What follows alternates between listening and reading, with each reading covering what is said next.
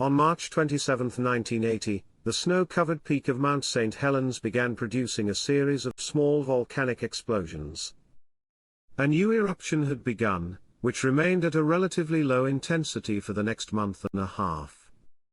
During this time, a large body of shallow magma intruded underneath the volcano's northern slope, causing a section of it to bulge upwards by as much as 450 feet.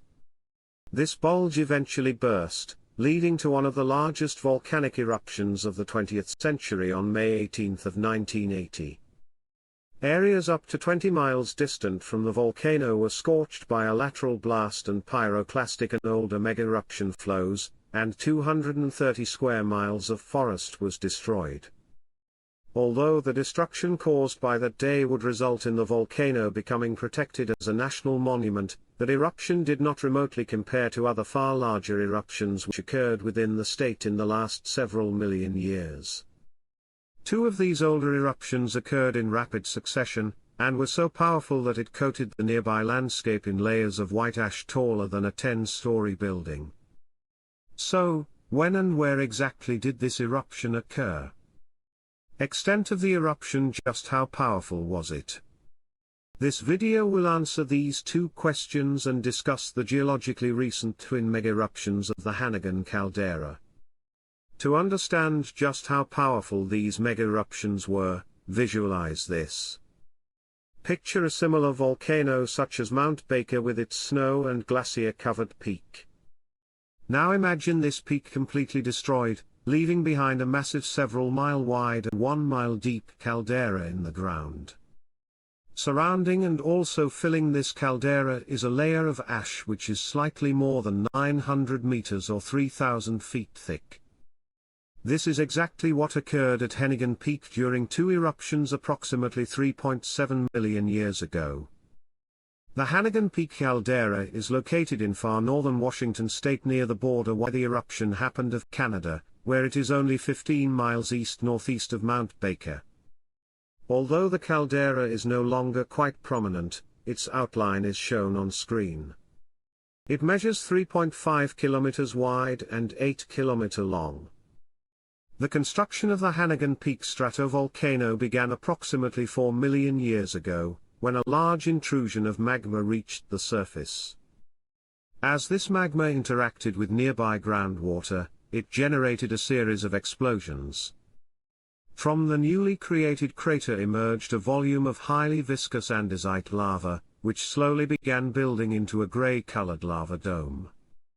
Over the subsequent tens of thousands of years, large lobes of andesite lava flowed down the volcano, forming a several thousand-foot tall edifice. During this period, the composition of magma during these eruptions became more silica-rich, signaling a warning sign of events to come. As a large rhyolite-rich magma chamber continued to build, the continuing low rate of eruption sequence was unable to relieve the still building pressure. Then, 3.72 million years ago, a section of the northern magma chamber intruded into a large fault, resulting in a powerful eruption on the surface. As millions of tons of volcanic rock were ejected each second, a plume of ash shot more than 44 kilometers or 144,000 feet into the atmosphere.